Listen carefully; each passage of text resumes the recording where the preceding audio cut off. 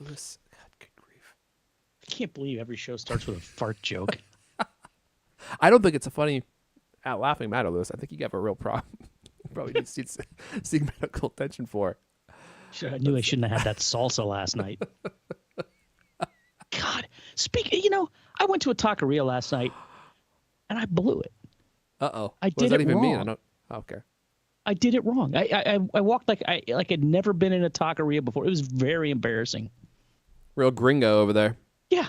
Yeah. I tried to order at the wrong end. They're like, oh, no, you got to go down there. I'm like, oh, of course I do. You mean you like crouch down and start speaking to the guy's butt cheeks? Not he's not like, exactly. Sir, my face is... Not exactly.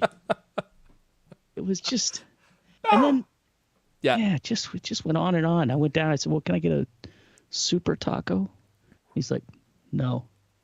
He just said straight up, no way.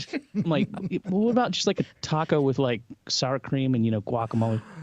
Okay. What, a little lettuce in there? No lettuce. No lettuce. All times are tough. I'm like, okay, buddy. This ain't going well. Oh my God. It's always a little confusing when you try to order something for a restaurant and they just say no, and then there's no actual explanation, And also no, it was just a flat no. It was, usually it's like, but we can, there was none of that. It was just like, what are you doing in my restaurant? Oh man. He thought I just got off the plane. I've been ordering tacos for 30 years. Oh, don't tell me how to order a taco. I did blow it though. It was bad. I'm out of practice. Well, that is fascinating, Lewis. I think we might have to save that for an episode of CultCast Off Topic, which now that I'm back from vacation, I should probably release one, considering I think it's been a month, maybe longer. Why rush it? You're right. I should probably give it another couple months. Hey, Irfan, fork it over. Oh, man. Fork it over. I think you got me on that one. I need to be the one that forks it over. Yes. Everyone else has been forking, and Start forking. I need a pitchfork with as many episodes as we have in the backlog here. We got Dipsy Doo here. We got two. More than one. I mean, look. That's multiple. We got Level Remix. We got Jeff Crumpley. I wonder how many people are going to show up for this episode. Oh, man, they're pouring in now. There we go. Get on into the chat, my friends. Get comfortable. Put on your fez and your silk Cult Club robes. Well, if you have one. Some of you don't have one. That's fine. But for those of you that have a locker in the Cult Club, you'll find your fez and your silk robe with your embroidered name or initials on the front by our house tailor, Giuseppe. And we'll get this thing rolling. If I have all my notes here, I think we could just dive right into it. I feel like I'm missing something like horribly important. I bet I know what it is. Oh, wait a second. It's starting the recording, isn't it? It's pressing the go live button. That's not what I was thinking. You want the tweet action. That's what I want. Boom. There you go, Liz. Enjoy that tweet action. Oh, look at that. I think now we're ready to roll. Let's go ahead and close this. Jeez. The feature on Twitter. X. Any Deep Lake stories? Dipsy Doo? I don't even know what that means. Deep Lake stories. Oh, he's talking to me. Oh, yeah, right. I mean, shoot. Well, I don't because Deep Lake deep fake. I didn't even step one toe into that lake, which I thought was hilarious. So we went to this lake. Around it. We drove around it multiple times. We looked at it. We were like, "Wow, what a beautiful lake!" And then we stayed in the pool the entire time. That lake is barely made for swimming. It is ice cold. I mean, your nips will be in a fragile state after exiting that water. I mean, like they might be able to be cracked if you bump them too aggressively. So, and that's in the summertime, in the midst of summer.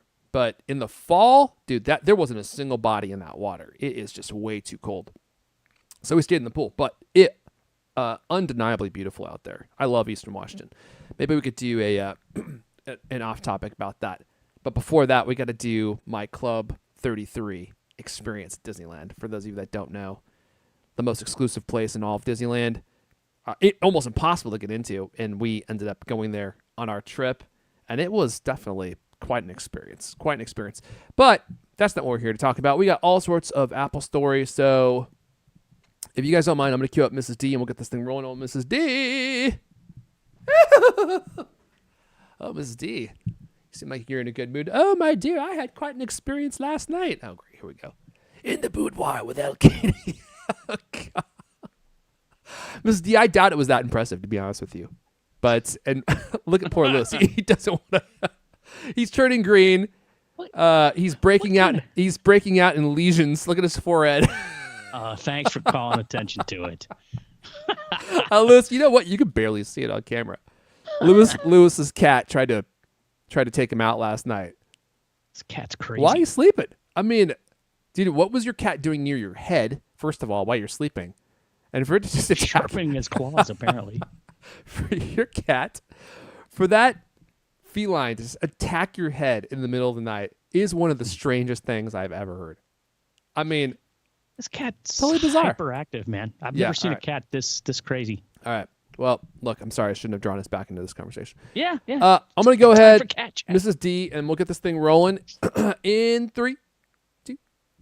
Hello, and welcome to the CultCast, the best 30 plus an app conversation you're going to hear. All week long, I'm your host, Airphone Lash. Join me today. He's programmed the Cult Mac World Headquarters turrets to match the movements of his head-mounted Vision Pro. It's going to be handy. Making tracking and aiming at escaping riders so much faster and quicker. I hear he can activate the triggers with just blinking his eyes and rapid movements. He's the manager editor of CultMac. Lewis Wells is here. It's a new accessibility feature.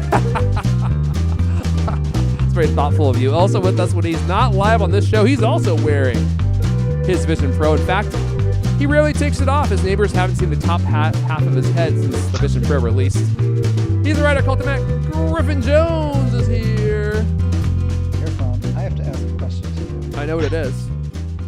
Have you returned your iPhone and gotten one with a reasonable amount of storage space yet? Okay, no, that wasn't what I thought you were going to say. No, I decided to keep it. The color grew on me, and to be honest, once I wiped it for the third time, because I was having so many problems getting it set up, I eliminated my problem. I think, which was, I know you think I have many problems probably, Lewis. My problem was that when I transferred my new phone back up to, or my old phone back up to my new phone, I didn't have any space left because it transferred all of the photos and videos that it had downloaded or had been created on that phone to this new phone.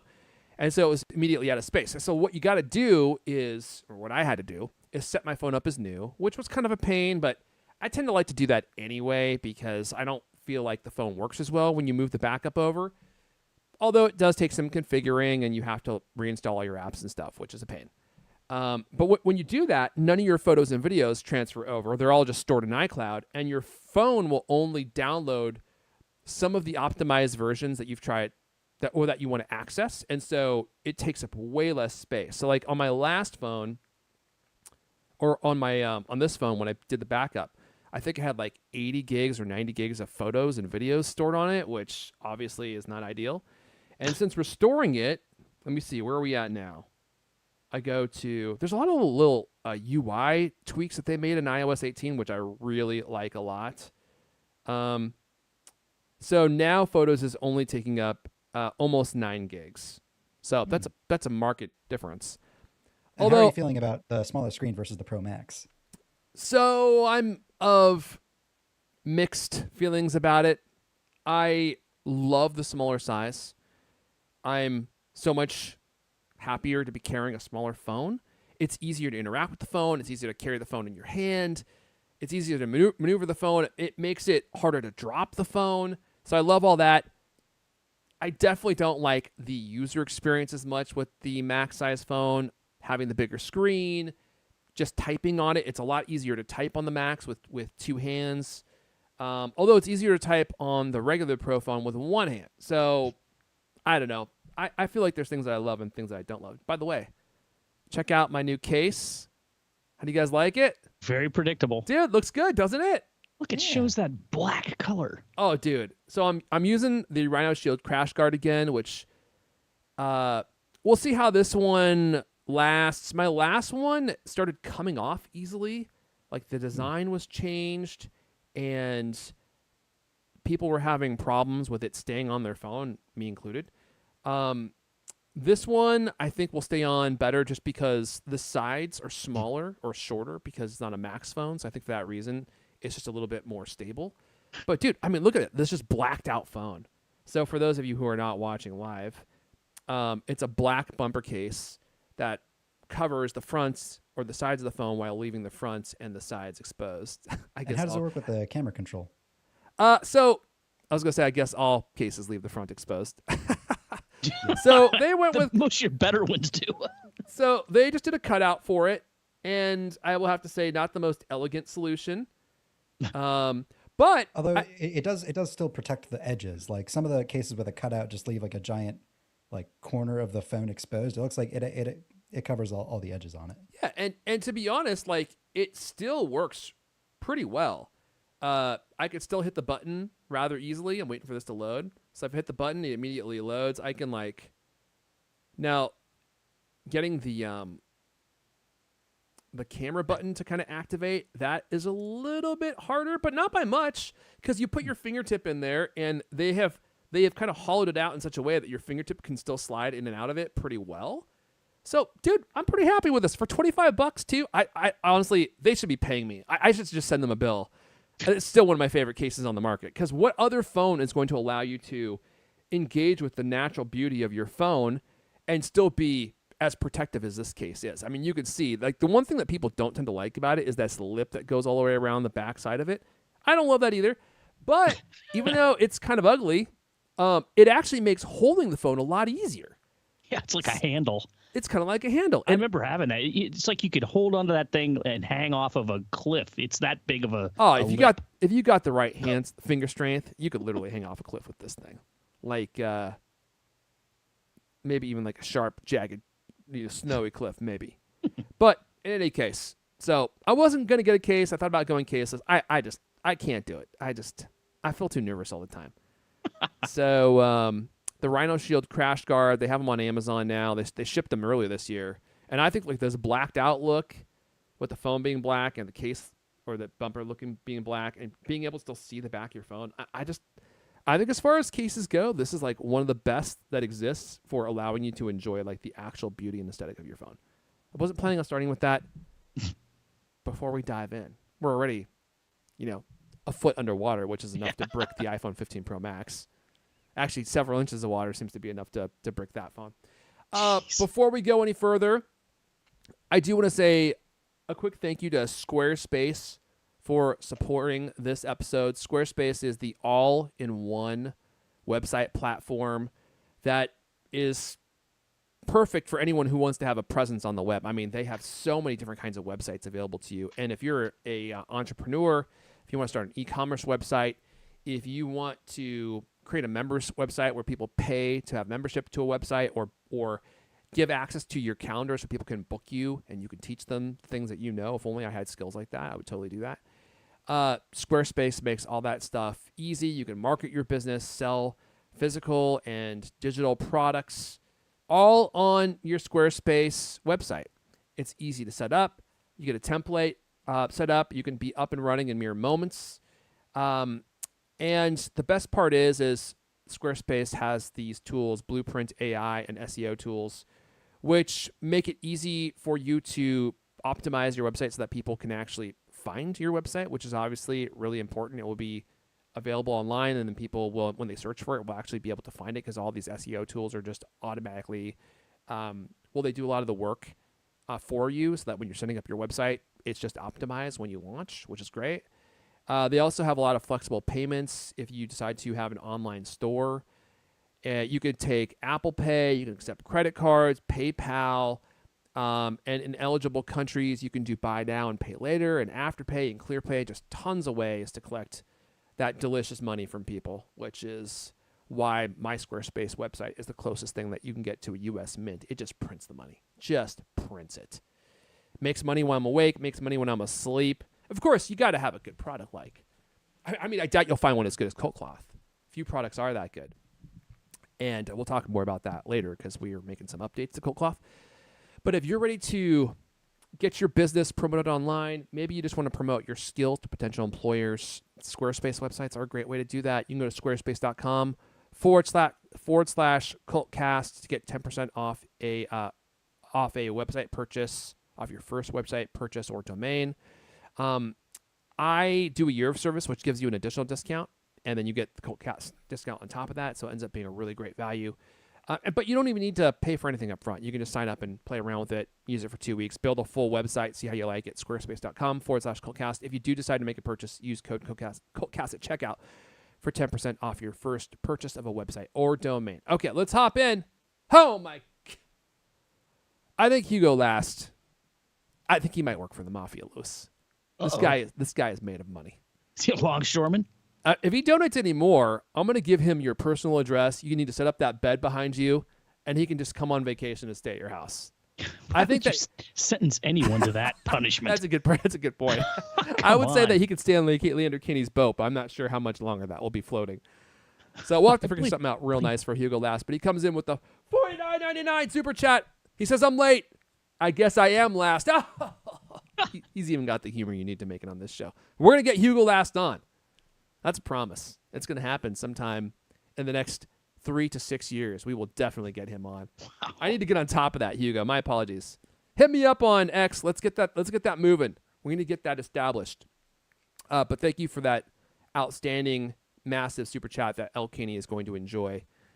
He'll probably spend it on some illicit narcotics that the DEA has banned, but I'm sure in San Francisco is probably fine. Let's see. Should we go ahead and dive right in, guys? What are we talking about first? Oh, what's stopping us? Only my endless, nonstop banter about nonsense. Griffin, let's talk about Macs, iPads, the rumored October event. Oh man, it's got to be right around the corner. Yeah, it is already October after all. Rumors say an Apple event should bring new MacBook Pro and Mac Mini models with the M4 chip and a new iPad Mini and budget iPad also on the agenda. It's high time for MacBook Pro models with M4. The M4 includes 2 more efficiency cores than its predecessor and is made with a second generation 3nm technology that's even more power efficient, which they debuted on the iPad earlier this year and also the iPhone. An M4 Mac Mini is reportedly coming. This would be the first significant revamp of the desktop computer since 2010, in the middle of the Obama administration. The first one, I will remind you. Interesting. It'll get much smaller. Expect 2 versions, one with the basic M4 and one with a more powerful M4 Pro. The Pro model will feature extra ports on the front like the Mac Studio, and both models will cut the legacy USB-A ports. The last new iPad Mini arrived 3 long years ago. The new version is expected to be primarily a processor upgrade, as the one introduced in 2021 already was a significant redesign, ditching the home button to make room for the 8.3-inch screen. After 2 years, the 11th generation iPad is supposedly on the way. According to rumors, its only feature will be a faster processor, as the 10th gen model was also a redesign, and both of these iPads will probably be jumped up to the new Apple Pencil accessories, the Apple Pencil with USB-C and the Apple Pencil Pro. Those seem to be the 2 models that they're shifting everything towards. So you've said you're going to consider the M4 MacBook Pro, Irfan. Is that still on the table? It's all but a certainty at this point. Yeah, I don't know if I'll be buying it right when it comes out. There's some discount discussions that I have had going on, and I'm trying to figure out like when I might be able to get a decent discount on it. I mean, look, I'm grateful for any discount because those machines are so expensive now, and I really like to get the 2 terabyte model because I feel like anything below that for the long term is just too inconvenient to use. I mean, you could use like external SSDs and stuff, but dude, that's just such a hassle to carry those around. So without a discount, I think the machine that I'm going for, well, I forgot about the new increase Tim's revenue on MacBook Pro schemes, where they used to have just one top tier chip, and now they've split it into 2, with the top end being $500 more or something. So I think that the MacBook Pro that I want to buy is like $4,000 without the discount. I mean, it's really expensive. It's just outrageously expensive. So we'll see what this new one is. I also think a really smart play would be to get the top tier M3 MacBook Pro. like the current one that I think is $4,000 with the 16-core CPU and the 40-core GPU. Like that thing is an absolute monster and probably way more powerful than anything I would probably even do with it. I'm also thinking about maybe ditching the MacBook Pro and getting a Mac Studio and then a MacBook Air. I don't think I'll do that, but I so rarely use... this is my justification. You guys are going to love this. This is me talking myself into spending money. I'm not really doing any productivity stuff nowadays. Griffin edits the show. I keep telling myself I'm going to get back into YouTube because I really would like to do that. I've been meaning to do it for like 2 years, and I just don't have the time to do it. And if I do, I'm going to need a machine that can edit 4K heavy content. And so I kind of want to be future ready. I have all these video ideas that I want to do. My freaking poor YouTube channel. I mean, it's been sitting there completely unmanned for like 2 years now. I occasionally get comments from people like, where the hell did this guy go? Like, I made one video about the updated HomePods, and I'm like, I'm back. And then I just straight up disappeared and never came back again. I mean, Okay, dude, it's so you're bad. thinking, my use of a computer is less. So instead of buying one computer, I'm going to buy 2 computers. What sense does that make? So my logic just get is one. if I get... You don't if I get a you don't powerful wanna one- deal with the hassle of having 2 Macs in because they don't have the same files as each other. That's a mess. Just get one computer. That's probably Just what I get- will do. just That's get probably what I will Just do. get the smaller MacBook Pro, but with the nicer chip. What do you mean the smaller one? You mean the 14-inch, or you mean... Yeah. Oh, well, the 14-inch performance is always just so much inferior to the 16-inch because the cooling issues. But I mean, it probably would be perfect for me. It's probably the perfect compromise. I'm sorry, it's just boring everyone. I'm boring everyone to death. I'll move on. But I feel like the 14-inch is probably the perfect compromise between size and performance. I think the problem with the 14-inch that keeps me from buying it is sustained performance. So if you're doing like a long export or something, it doesn't do as well as the 16-inch because the cooling capacity is just not there because it's smaller.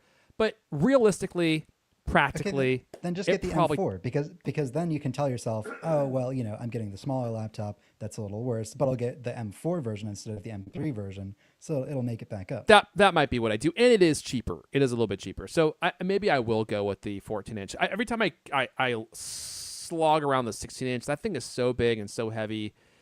It's more than I probably need. It is nice to have the extra screen real estate, though. So sorry, this is a very long-winded answer to your question, which should have just gotten a brief one.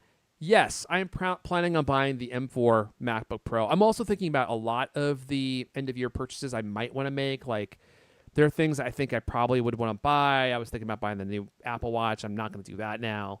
So I'm trying to figure out, like, is there anything else that I might want to buy? Maybe that camera that I purchased almost a year ago, the X100 6, that I still do not have. That has not arrived yet? Dude, this is a scandal. I'm like furious. So I bought it from B&H. Oh my I'm God. gonna straight up call them out. I bought it from B&H, and this camera is super hot. There's a lot of demand for it, so it's not just their fault. It's also Fujifilm's fault because Fujifilm can't create enough of these, and yet they still keep releasing new cameras. And I'm like, dude, you need to stop releasing anything. You should not be doing anything but shipping all the orders that you can for this one camera. I have been waiting for, I think, 8 months now, 7 months. And my suspicion has been that B&H is not shipping these according to their policy, which is that they ship them in the order in which they were received. Like, that's what they say on their website. We will ship these in the order that we received them.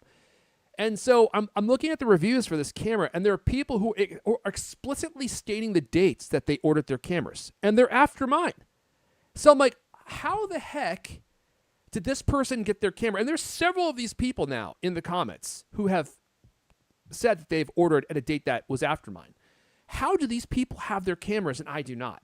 So clearly B&H is not following their own policies, which it is absolutely infuriating to me. But when you contact them, they will give you no details. They say it's like a trade secret to reveal where you are in the queue. So if you call them and you're like, hey, where am I in this amorphous queue that you have, which is more just like a crowd at this point? Like, is there even a line at this point? Or are you just like picking people out of a crowd to ship their cameras? They tell you that they can't say. I'm like, I know that you could say, I definitely have an order number, and you could probably do a search on your system to tell me where I am, but they won't tell me. And so I'm like, what do I do? I can't just cancel my pre-order because that's going to boot me out of the system entirely. I don't want to buy it from somewhere else. Why? So I'm like stuck. Well, because I'm supposedly on the verge of getting my camera. Could you go to some other website and get one today? No, they're sold out everywhere. They're just completely They're unavailable. completely sold out everywhere. Fujifilm has so dropped the ball on this camera. It's an embarrassment to them as a company. Like, this is the worst product launch I probably have ever seen. They can't make these cameras, and yet they keep launching new ones that are less popular. And it's like, dude, what are you doing? So the last email I got from B&H is they anticipate they'll be able to ship my camera before the end of December. What the? I ordered this camera on February 19th, 2024. What's the product number? I got a black one, level remix. What do you mean? What's the product number? What's it called? It's called the X100 VI. X100 VI. Yeah, what they call it, the X100 6. And I mean, dude, it's just unbelievable. And I really like B&H as a company, but it's like, what are they doing? Like, how is it possible that I still have not received my camera when others who are clearly behind me in the queue have gotten theirs and have left reviews for their camera now? It makes no sense. This is a bundle. Yeah, I don't know. $2,700. You can get one from Amazon. Monday, October 7 delivery. Yeah, for $2,700, the camera sells for $1,599. Well, this is a bundle. Yeah, it comes with It comes with a free camera memory bag. card wallet and a cleaning kit bundle. Yeah, so Oh yeah, that's worth $1,200 right there. that's another part of the problem is a lot of people are scalping their cameras, which, whatever. But shouldn't those scalpers be in the same queue as me? Like, shouldn't they be getting their camera like in the order which B&H received them? So I don't know what's going on with B&H. If anyone from B&H is listening to this, look me up in your system, contact me, tell me what the heck's going on, because this is clearly completely bungled. I don't know how you screwed this up. I've never seen anything like this before in my life, and I've pre-ordered a lot of stuff. Sorry, we should probably move on. Although our concurrents are going up. Camera talk. Oh my God, that's totally mind blowing. It's completely baffling. I'm like, am I ever going to get this camera? Like, you don't even know if I'll get it this year. The new version is going to come out before you get that one. Yeah, well, that might be true. Although they only update this once every 4 years. I mean, I've even thought about just like bagging the whole thing and just moving on with my life and spending that money in other places. Believe it or not, I don't have limitless revenue that I can spend. I do have a finite amount of money I can spend, and so I've been waiting to get this. But at this point, like, I can't even really review the camera. It's so old that there are 100 reviews on YouTube that I would have to somehow,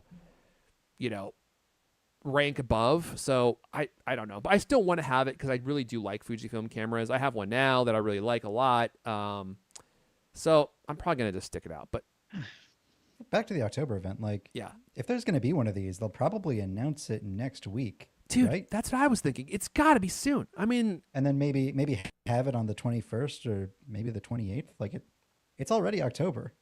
Yeah. Like the first week of October is already almost half over. So, and they got to give people a couple of weeks. Well, maybe not, because it's going to be a pre-recorded event. So I guess they only have to give my people reign a as week notice. CultCast prediction game champion is going to be very short-lived. Good. That's how we prefer it. I'm finally ready to retake the throne of CultCast predictor champion. I still can't believe how close that was last. Okay. Did we sufficiently flog this one? Are you guys planning on buying a new Mac or anything that's within this story? I'll probably buy the new Mac Mini to review it, but I plan on I'll probably return it and just keep my M2 Pro because it's more than enough for me. Yeah. I mean, the chips are so powerful now that an M2 is probably going to be good enough for any 4K editing that you could possibly even be doing. The M3, way overkill. M4 is ridiculous. I should be embarrassed that I'm even considering buying it because it's probably going to do like 8K, 16 levels of like timeline editing. It's like multiple 8K videos and then like all like the different animations and titles and stuff that you can put into a video. I definitely don't. Scoring a full symphony orchestra in Logic. 500 tracks. Yeah, you probably will be able to do 500 tracks. Like, no joke. Mm-hmm. And I don't even edit the podcast anymore. So it's like, do I really need this? No. But you all know. It's not about what you need. It's about having the best. Am I right, Lewis? having the absolute best that money can buy. It's enough for me to drop in my one jazz song that I use in all my Cult of Mac videos for my one track that's just one 1080p 30 video every week. All right. Here's something that people probably won't care about, but we should probably tell them about it anyway, Lewis. Jeez. Jeez. Because it's not the best that you can get. It's not the best. By definition. It's not the worst, though. No, it's fine. We're talking about the iPhone SE4 with Apple Intelligence. Whoa, baby. On course for early 2025. You might have read about this on Cult of Mac. That was the headline of our story. You won't believe this. It was based on a report from a ace reporter named Mark Gurman from Bloomberg.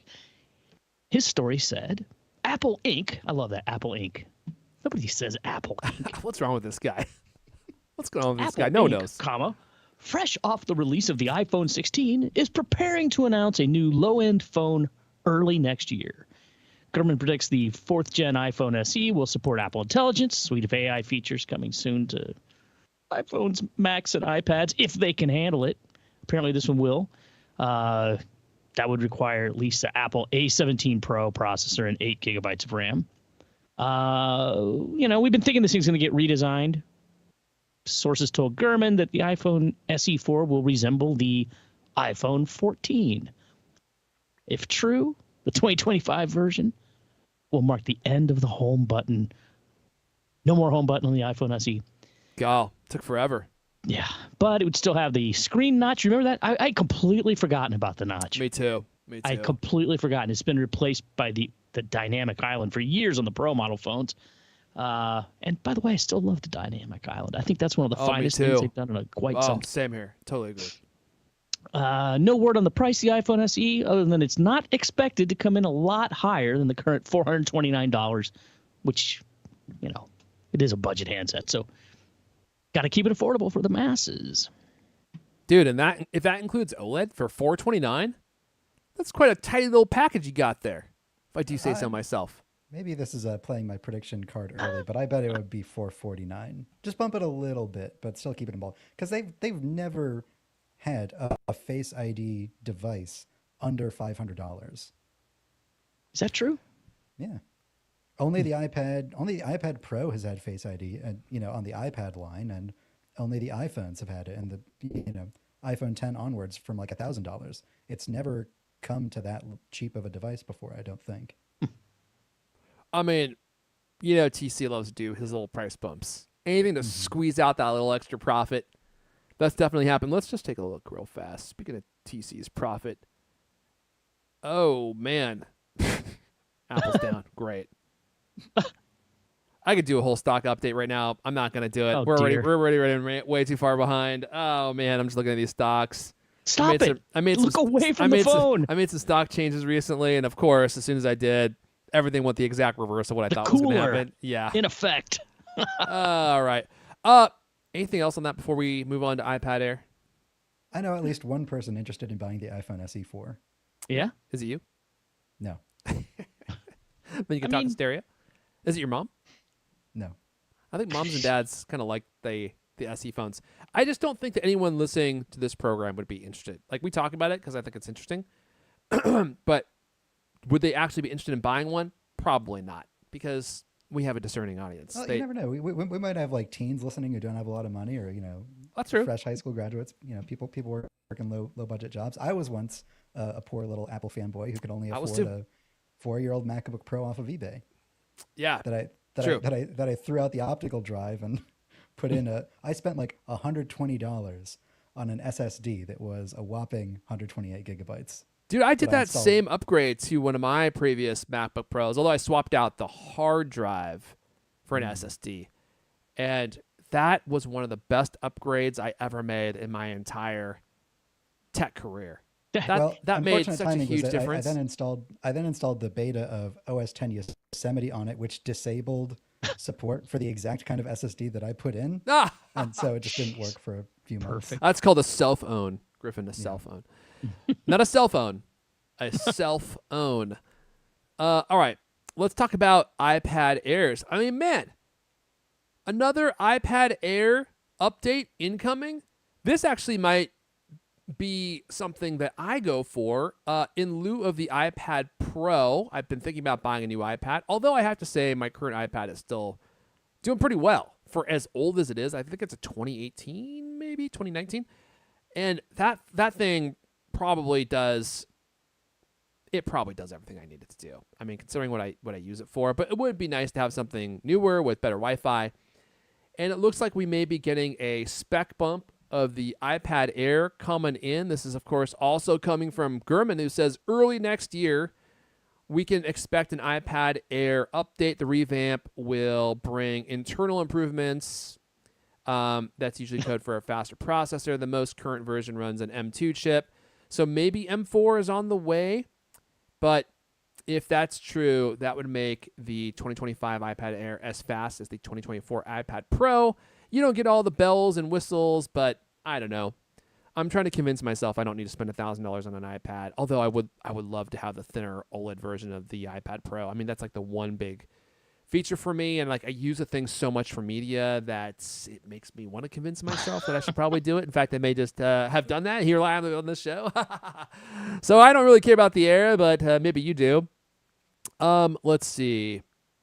Is there anything else in here that we can talk about? Another interesting tidbit I found No, at the very end. Yeah. Quote, Apple also is preparing an updated version of its Magic Keyboard accessory for the 11-inch and 13-inch versions of the iPad Air. These will bring some of the features of the iPad Pro keyboard down market. So they're although they just made a new Magic Keyboard for the iPad Pro M4, the thinner one, they're also going to come out with a new Magic Keyboard for this mid-range iPad Air as well. So it'll be the third version of the Magic Keyboard. It probably won't be made out of metal. It'll probably be like a little cheaper, and they'll cut cost that way. But that's interesting, I think. Those keyboards are so beautiful and they work so well. My only problem is the price. It's really hard to stomach an accessory that I rarely need to use. And I feel like the price is so high that they've basically made it something that only people who really need it would buy.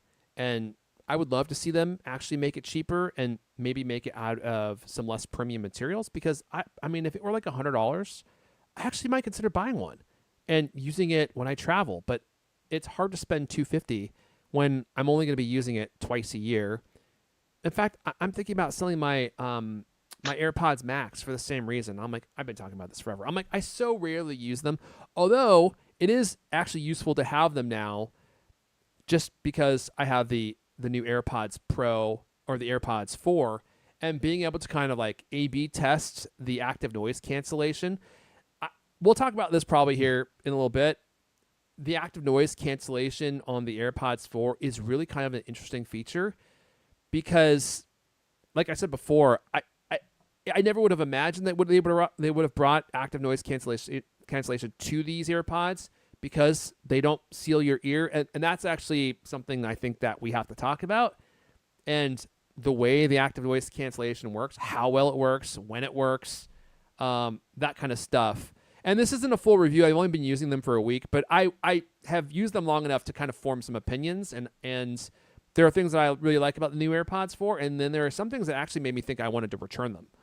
I don't think I'm going to return them, but they're definitely not where I thought they were going to be in some capacities. But, okay, before we do that, actually, Griffin, real quick, the CultCloth orders have been pouring in, and we're fully restocked, baby. And if you've been thinking about buying some, we need to actually update the website, and by we, I mean me.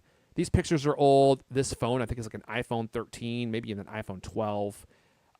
We just replaced our CultCloth, our carry cloth, with a new version that is so much better than our old version. Our old versions were terrific, but the new version is even better. They are made from a much better material, and the more you use them, the better they work. They develop like this. I'm trying to figure out a term for this, like a marketing term.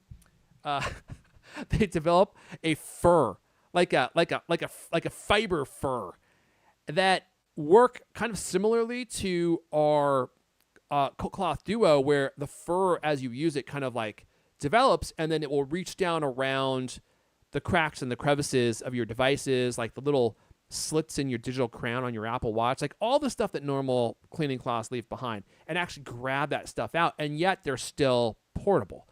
So we are replacing our entire line of carry cloth with this new cloth.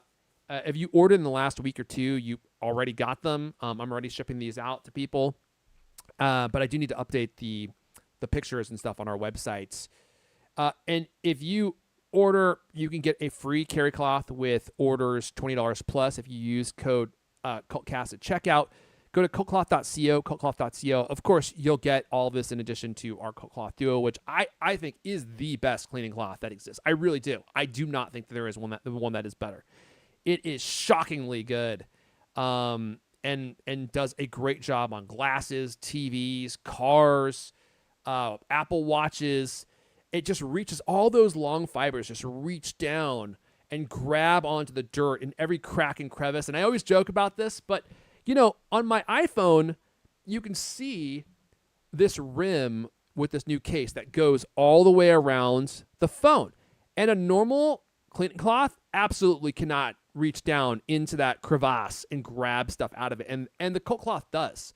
The fibers reach down into like the largest and finest cracks of your life and pull everything out. And it will keep your device sparkling clean in a way that no other cloth can. I honestly, truly believe that. CultCloth.co, CultCloth.co.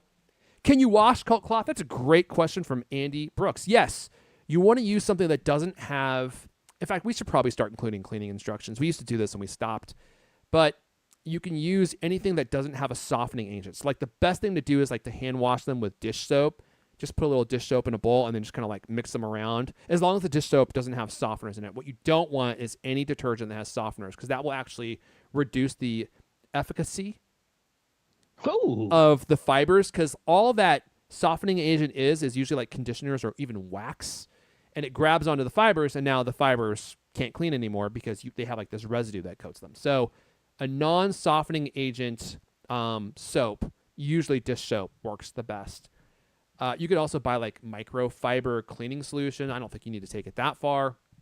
And then just kind of like rub them all together, rinse them out a few times, and that will restore their functionality. Oh no, Gurn threw theirs in the wash. Well, Gurn, that may not have ruined them. You also don't want to wash them with regular materials that can leave behind lint and stuff on them. You pretty much only want to wash CultCloth with CultCloth or with other microfibers. But I think doing it once isn't the end of the world. You just don't want to do it all the time. Louis, were you about to say something? You have like a special little miniature washing machine just for CultCloth. Funny like you should mention that, Louis. We're developing one. It's only going to be $299.99. And, you could put your CultCloth in there with some dish soap and then turn the handle. I think you should have it run on propane. Yeah. Oh, definitely. We'll have that feature built in. I mean, that would raise the price $2,000, but I think people will be willing to pay that. And then once it's done, you can clean all the soot off of your things from that propane engine using your freshly cleaned CultCloth. That's right. And they'll immediately be so soiled that you can't use them for anything else, but they will be sparkling clean. CultCloth.co, CultCloth.co. Can you clean potatoes with them? Actually, yeah, you can. It would probably not be the last time that they ever cleaned well, but the CultCloth... Okay, now you guys are just getting ridiculous. All right, shall we move on? Where were we? Next Gen Vision Pro? Perhaps? Yeah. All right, let's do that. Next Gen Vision Pro with M5 chip will support Apple Intelligence. The first generation Vision Pro uses Apple's M2 chipset and an R1 coprocessor for real-time sensor input processing. While not the fastest anymore, it is powerful enough to handle Vision OS and its heavy AR/VR apps. Ming-Chi Kuo detailed some planned improvements from Apple for the next Gen Vision Pro. The biggest upgrades will come internally, with Apple switching to a faster M5 chip and Apple Intelligence integration. The extra computing power should enable the M5-powered Vision Pro to handle the extra AI and ML tasks smoothly. Apple is yet to confirm if the M2-powered Vision Pro will gain Apple Intelligence support. Even if it does, the next-gen Vision Pro, thanks to the more powerful M5 chip, should provide a better experience and enable new use cases. Like in most products that Apple Intelligence is on, like your iPhone, your iPad, your Mac, the neural engine usually kind of sits idly in the background most of the time for most tasks. Like, it lights up when you're using the camera and when you're using Apple Intelligence features, but most of the time it's not doing anything. And my understanding is that the neural engine inside the Vision Pro is like basically always active. It's always hot because it has to, do the thing where it traces your hand and occludes it from the apps and screens in front of you. Like it's always doing something in there. So we'll see if it supports Apple Intelligence or not. My guess is it probably will, but probably not until like Vision OS 3 next year, if I had to hazard a guess. Anyways, Quo also claims that Apple is unlikely to change the price of the second generation Vision Pro, so the headset should carry the same $34.99 starting price as the current model. If you're looking for weight reductions and longer battery life, Quo says they will happen eventually. This suggests that the second gen Vision Pro might not pack any improvements over the first gen model in this area. It'll be just a spec bump. While not mentioned in today's report, Apple is reportedly also working on a cheaper Vision Pro headset, but no date on that, so it'll probably be 2026. I think there was an earlier story we had that Apple was in active development on like a true like redesign of the Vision Pro, the high-end model, that they tabled to work on the cheaper version of that. And a lot of people took that to assume, oh, well, the current Vision Pro that we have will be the only one we have for like the next 3 years or so. And it sounds to me like they're still able to do spec bumps on this existing design. And if that's the case, I might buy it for a review and just return it within the 2 weeks. But I'm probably going to keep with my first generation model until they have like a redesign of the headset that's lighter or notably better in some other way than just a spec bump. Yeah, I totally agree. I mean, if you didn't have one, I think it would make sense to upgrade if you were wanting to buy a Vision Pro, but for like in your situation, definitely not. But I do kind of wonder like if there would be any visual improvements, fidelity improvements, like were they limited in any way by the M2 and like by jumping to the M5? Like that's a huge jump. And having, I would say maybe even almost double the performance of an M2, maybe close to it, 75% better or something in single thread performance, or maybe even more than that in multi-thread performance. Could they make the video look better? I don't know if it's a screen limitation. If they don't put like better camera hardware in there, an M5 would be able to do much more computational cleaning up on the live video, which could make a big difference. My Vision Pro never feels slow. Like I don't feel like, oh, it sucks that I only have an M2 in here. I never think that, but like the pass-through video is an area that I look at and think, okay, this needs some work. It kind of feels like looking through the viewfinder of like a VCR like camcorder.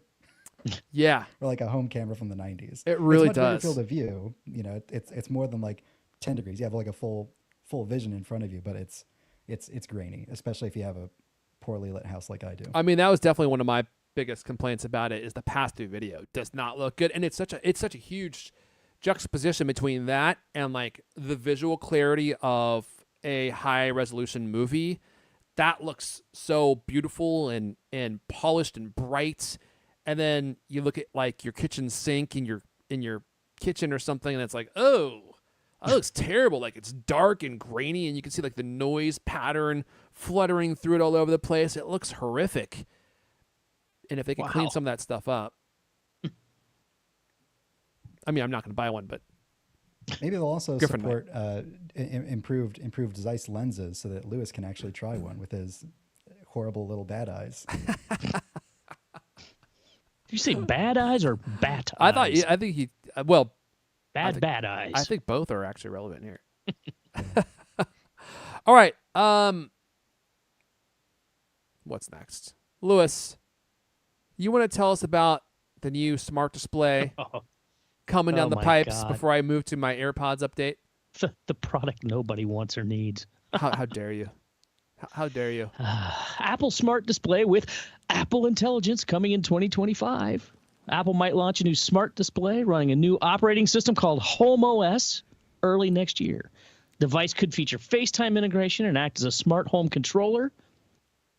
You won't believe who this report comes from. It comes from Mark Gurman. He says the low-end smart display is designed to run apps like Calendar, Notes, and Home, and will include an interface optimized for controlling home appliances and quickly seeing information. When developing prototypes, Apple imagined the device magnetically attaching to walls or sitting atop a desk. Okay. All right. So, don't know what makes it different from an iPad. Anyway, Gurman says the lower-end device will support Apple Intelligence. Apple's AI and engineering teams reportedly are collaborating closely on the project. That must be what they're all doing instead of fixing iOS 18. Explain to me, convince me that when I say, hey, unlock my door, it'll actually happen consistently. That would be a fantastic thing. Let's see. This low-end smart display would act as a companion to a long-rumored, more expensive tabletop iPad on a robotic arm, which is still one of my favorite rumors. Both new products reportedly will run on that Home OS, which is going to be based on tvOS, the operating system that runs Apple TV set-top boxes. Gurman thinks the company eventually will merge the operating systems and run them on all its home devices. It's like, does anybody really care which operating system it runs on? But, I don't quite understand. Are they going to make it better? What are they going to do? How's it going to be different from an iPad with the Home app? I don't know. Maybe they'll figure out something. How many people really want? I guess if you have have it mounted on your doorway or something, right? Like some of these smart home automation interfaces, those can be fairly elaborate and cool. And so you walk in and all your, light switches are like on digital faders, right? Or, you can unlock any door by pressing a button or speaking. I mean, maybe it'd be fantastic. I don't know. And the good thing is it probably wouldn't go out of date. Like some of those other things seem really like they might not last very long, and they might not be around 5 years from now, and they might not be backward compatible. You would think that if Apple did something like this, it would last for a good long time. I'm kind of perplexed by this. I don't know. Is this supposed to be something with a screen that is fixed, or is this like a mount for your iPad? Because it seems like it would make more sense as a place to stow your iPad and kind of convert it into like this device that runs your home. From a feature perspective, if the screen is fixed, I just don't really see a lot of demand for something like this, especially for controlling your home. Maybe this is a future-focused product, like Apple is going to be planning for people to have a lot more smart devices in their home, which of course probably is true, but people can control those devices from their iPads, from their phones. And the idea of just from having their Apple TV. From their Apple TV, like the idea of having like a speaker connected to a screen in one fixed place that you have to go to control your home, I think doesn't make a ton of sense. Now, that being said, I still kind of want one, but I genuinely think that Google has the right idea here. Like nobody's buying their Pixel tablet, but they have this great accessory. I looked it up as you were talking there, and I searched Google Pixel tablet stand. Apparently that's actually what it's called. It's called the Google Pixel tablet stand, but it's basically like a smart speaker with like a big, kind of like MagSafe style magnet on the top that you can just like plop your Pixel tablet fix onto. your okay. Yeah, like imagine an Apple version of that. It's a HomePod. You just magnet your iPad onto that, and then suddenly it just goes into standby mode, and it does basically everything you would want this to do. Yeah, see, now that actually makes more sense to me, and it would reduce the cost of this product. Like I think I saw the price was. Did Gurman say it was going to be like $1,000 or something? That would be the robot arm version. Oh, okay. Because I when I saw that, I was like, that is truly bonkers. Like no one's going to spend $1,000 for this thing. But I don't think anyone would spend like $600 for this thing. I mean, if it's a HomePod with an iPad attached, I would imagine it would be like $599 or maybe more. Although I guess it would be limited in its utility, so maybe they wouldn't charge a lot more for it because it's not like a real iPad. It's just a screen to interact with like your home accessories or something. I don't know. I'm curious to see what they do here. The fact that it's attached to a HomePod, I think, is really interesting. Like, do people genuinely want this to be a new device that they have to buy? Like, just make it an accessory and people can use the iPad that they already have. Yes. You stick your screen to it, put it in standby mode. They already have the software written for that. They don't have to like rewrite tvOS to make that happen. Yeah. I mean, there's also like the Google Nest Hub, right? I mean, that sounds more like what this would be, something like that, which we have one of those in our kitchen. Yeah. Almost never use it. But you could imagine like there's a device that you put in a place that you don't normally, have access to your device or whatever, your kitchen counter that you could control things from, or like I said, if you mount it like in your garage or by your front door or something. But you're absolutely right. I mean, you already have probably with you 95% of the day your phone, which you could do all these things, purportedly just by invoking the magic of the smart assistant we all love that does everything right every time you ask it to. Of course. Of course. Well, did he say when this is expected to launch? I saw that in here somewhere. Sometime next year, I think he Okay. said. All right. Yeah. I actually am genuinely curious to see what this actually does. I'm sure we have part of the story. They're probably testing out different models. I mean, I really do hope that it's something that gives your iPad a place to be used as like an always on. Although for all I don't of think this would that's it at actually all. be good. It's Okay. it's a separate thing. It's a completely separate thing. I And know that's what I'm say saying. Is early I hope next it's year, not so- that. He oh, does sorry. say I thought you early said next year, so it might Gotcha. actually be at the same event that we see that, iPad Air. so. Leander, remember Leander in the newsletter this week when he wrote about this thing, he was saying like, pointing out like his mom has, I think it's a Google Nest or whatever, Google Nest Hub. I can't remember the name of all these products, but he said she never uses the screen ever once, like at all. She uses it all day long to listen to radio or podcasts or whatever, but never uses the thing. But like he was saying, if it had FaceTime on it, she would probably use it a lot. And that does kind of make sense, right? I mean, if you could just turn, somebody calls you, FaceTime calls you, and you're in your kitchen cooking, and you can turn this thing on and use it, as opposed to digging out your phone or going and finding your iPad. I mean, it starts to make a little bit of sense that could be a good feature. But yeah, I think that smart home switches, turning on your lights and something, it's a little. I don't know how much call there is for that stuff. I mean, even I, who have a whole lot of things. I mean, I've got my phone with me all the time. That's right. And your phone is available whenever you move rooms, and that's having this thing fixed in one room. I think is really what limits its usefulness for people. All right, I think that's all our Apple stories for this week. Should I dive into my AirPods 4 1 week review? Here we go. Oh, great. Where do I even begin with these? No, I'm just joking. Okay. Let me just rattle off some stuff, okay? This is just open up. This is just you're going to get the stream of consciousness. I'm going to connect with your psyche and just upload this program for you. Should I start with my overall impressions? I think they're great. Like a really nice improvement, and you get the new case. Just having it have USB-C for charging, just that alone is such a huge improvement. Having the speaker on the bottom when you want to find it, dude, once you go there, you never go back. That's the way to go.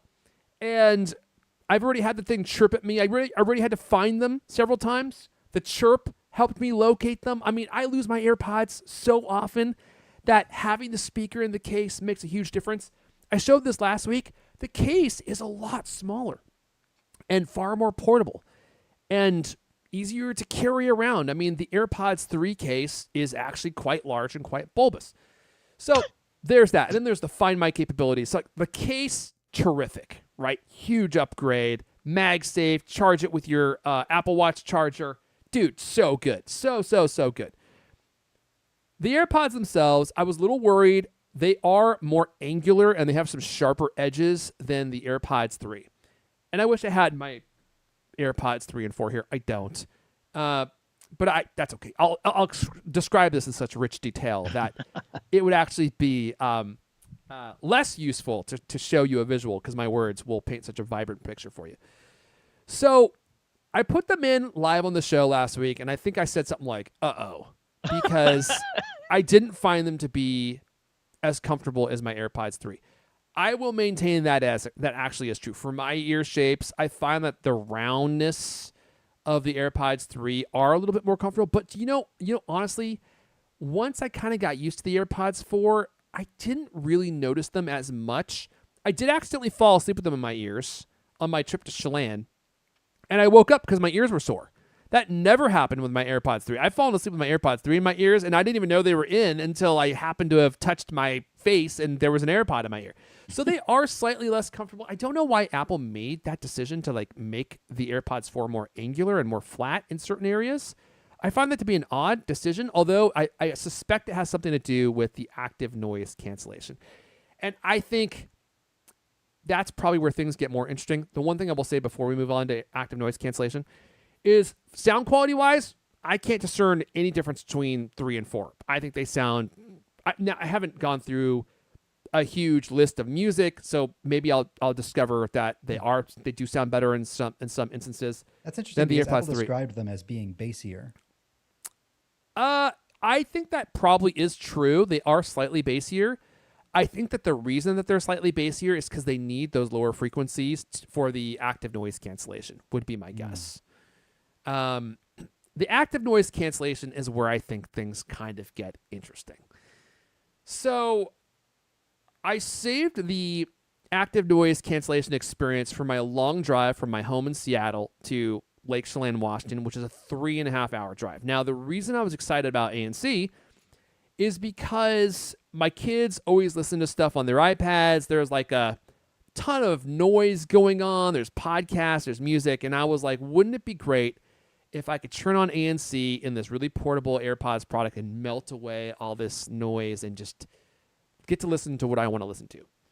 So I put them in and I turn it on, and it was a moment of tranquility where the background noise kind of fades away. But then I noticed that there were like lots of weird artifacts that were introduced in the active noise cancellation. It's like the AirPods really struggled to actually cancel out noise, and because they couldn't do it in all respects, sometimes you get like these weird audio mutations of sound. And the example that I'll give is like when we were driving down the road, it had a very difficult time dialing out like the road noise, like the inconsistent boom boom boom boom, like all the different sounds that can happen.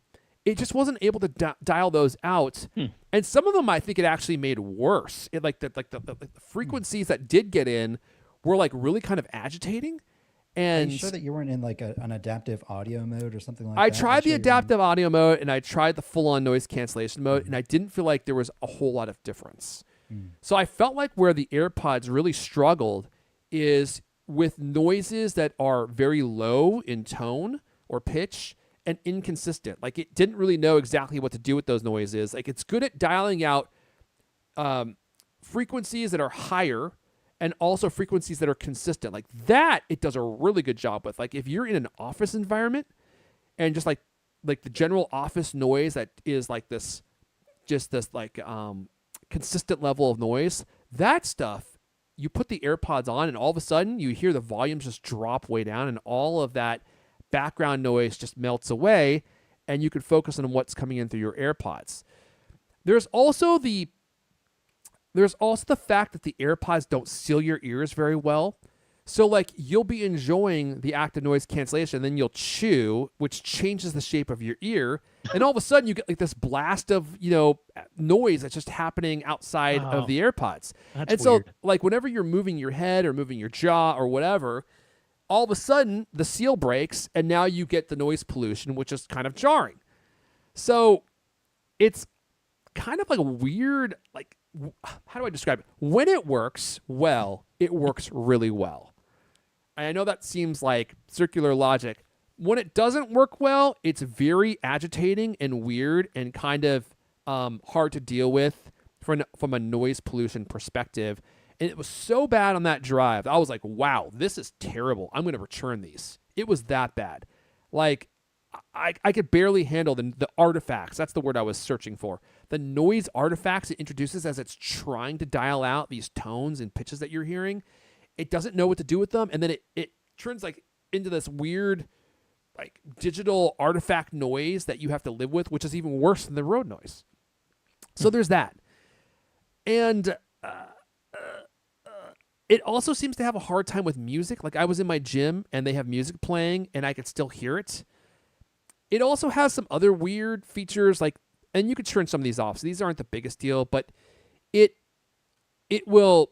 a feature where it will duck the volume when it believes that you're talking. So if you start talking, it basically activates transparency mode and will lower the volume of what you're listening to and let in external noise so that you can hear conversation. Well, the problem is like if you clear your throat, if you cough, like it doesn't realize that you're not talking, and it will all of a sudden turn on transparency mode, which lasts like 5 seconds until it thinks that you're done, and then it will take the volume of whatever you're listening to back up. I also found that sometimes it just got confused, and even when I spoke or I didn't speak or make any noise, it would just all of a sudden take the volume of the content I was listening to and just drop it way down for no reason at all.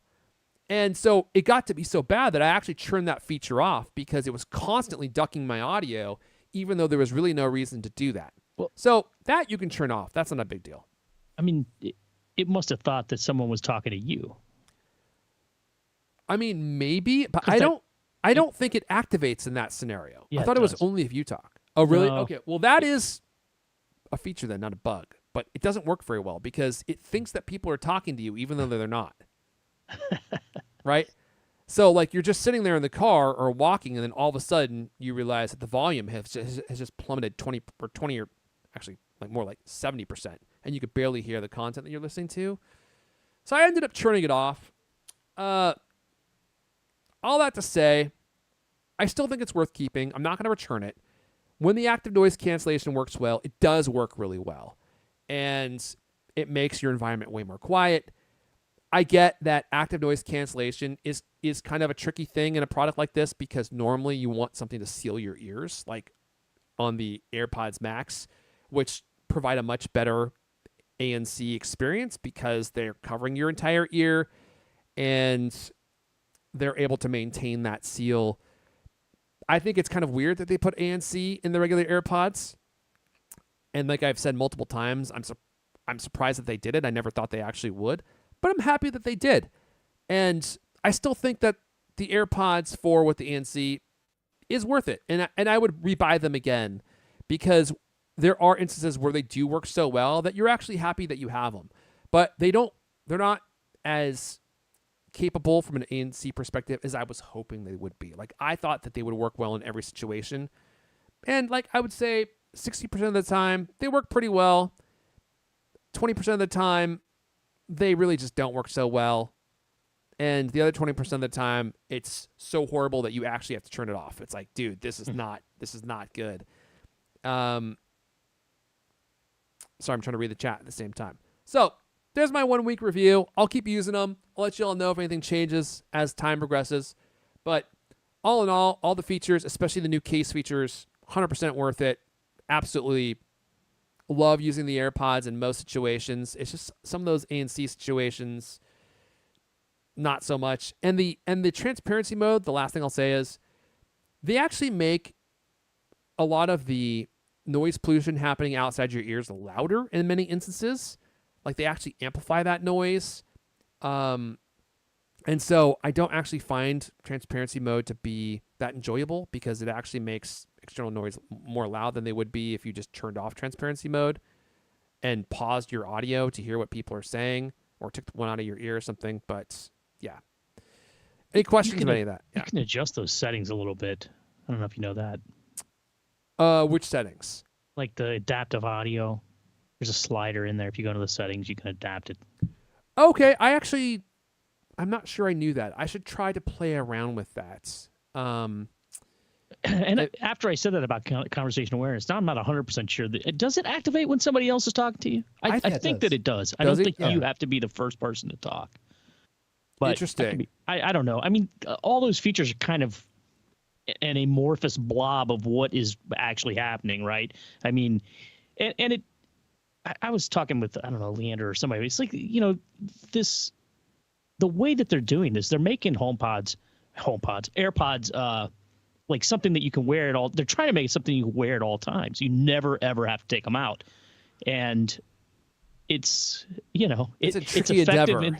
It's effective in some instances, not so effective. I don't know if you guys saw this, but I believe it was in the last event where they had like band members wearing AirPods while they're rehearsing, because it's like now it's, in addition to being able to use them as like hearing aids, they're saying, oh, well, you can use them as like, protective earplugs that you would wear when you're doing a gig, So they're definitely trying to make them something that you have on in your ears at all times. And it's kind of a work in progress. It's kind of amazing how well it works in most situations. I bet that those things, that you have, the ANC, I mean, of course it can't be as good as something that actually physically blocks the sound, right? But I bet it works pretty well on an airplane where it just blocks out this constant. I think you might be right. Like that kind of consistent humming noise, it probably does pretty well. And that was probably one of the main use cases they were going for and testing for, right? A car on a road churning, being passed by other cars, hitting potholes, that is extremely inconsistent. You have to react to that very quickly and dial that stuff out in real time. And they just kind of seem to struggle with that type of stuff. But I bet they probably work great on an airplane. That's one thing I'm looking forward to trying. It sounds like they're trying a little too hard to block every single noise, and like they're doing it all with software or with I guess I don't know, software, hardware, whatever, but they're doing it all just with making sound that blocks out sound. I don't know what the actual scientific terminology is. I mean, I honestly think that's how it works. It's like anti-sound, know, where it tries to create like the opposite frequency as to what you're hearing, which also kind of creates like that pressure effect in your ear sometimes, which could be a little bit uncomfortable. It wasn't too bad. But I haven't tried these. I'm very curious about them. But dude, I love AirPods Pro. I love the way AirPods Pro feel in my ears, much more than what you're saying about like your ears hurting. That always used to happen with the regular AirPods. Something about that plastic on my skin always made my ears kind of, after hour 3, feel kind of, I don't know, like it almost burned or something. It's an uncomfortable feeling. Maybe they're just like slightly bigger than your ear canals find comfortable. Yeah, and maybe. So after a while, they just get irritated.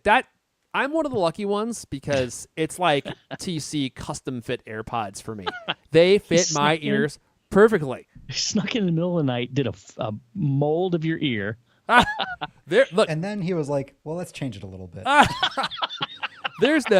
that's TC style, especially after our recent commentary. I actually have had custom ear monitors fitted, and there is nothing covert about that process. It feels like they're sucking your brain out of your ear when they pull that thing. So they squirt this goo. I actually had it done at CES.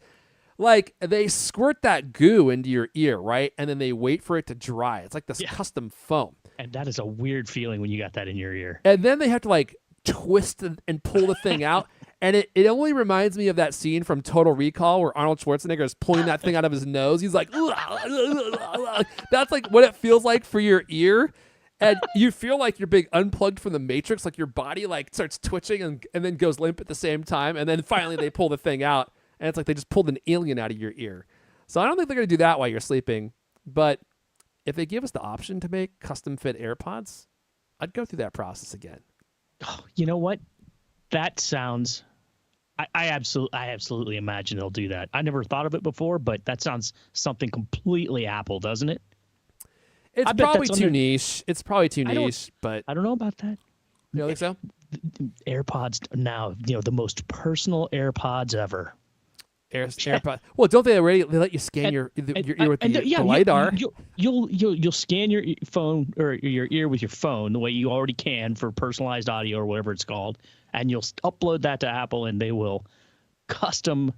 Think about it. They kind of do that with the Vision Pro, right? They have like the 36 different light seals that are slightly different sizes and shapes. Huh. Yeah, maybe there's like a little camera attachment that you can use to slot into your ear hole to scan it with LiDAR. I know we need to wrap up here because we're going like 50 minutes long. I recently had a 3D scan of my feet done so I could get like custom fit orthotics. Dude, this is crazy. I did it totally on a whim too because I've been meaning to actually get some inserts because I have like super flat feet. And in fact, they're almost as flat as you get. Like you could barely feet. Yeah, you could barely stick a razor blade under these feet, man. Like you're not getting that thing in. And I was at Costco, and they had people that were. It was like I forget the name of the company. I should probably look it up.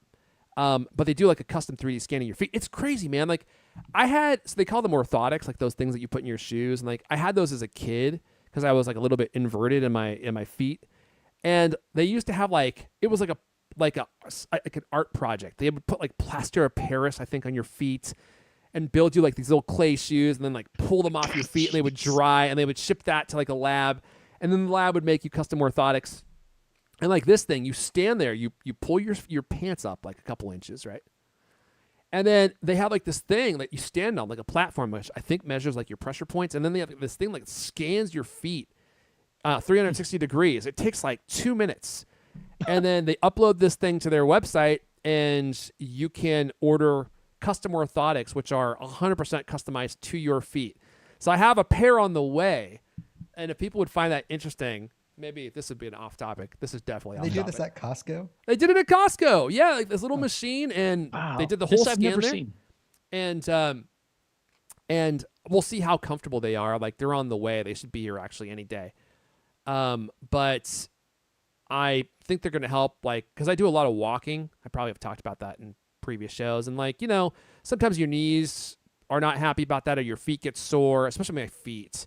So I'm kind of trying to do something that will help me walk for longer periods of time without my feet getting sore. Because I can make it probably about 3.5, 4 miles, and then my feet start getting sore. So I'd love to be able to do like 6 or 8 miles or something. But I am curious to see like if they actually even work at all. They may not. I mean, maybe it's like a total gimmick. We'll see. Look, none of it matters. Because we're all out of time. And you could continue the conversation with us in the Cult Club. Griffin's there. I haven't been like a week and a half. I need to install Discord on my new phone. I've been too busy wiping it every other day to install any application that's actually useful. But if you want to support the show, you can go to support.thecultcast.com, cultof9to5macrumors.com until the lawyers tell us to cease and desist. And hang out with us there. Chat with us. Tell us what topics we should cover on a future show. You know what I should do? I should give out some CultCloth discount codes. That's what I should do for everyone who's forking it over. And you too could fork it over, and that supports us, supports the show. And we really appreciate that. Support.thecultcast.com.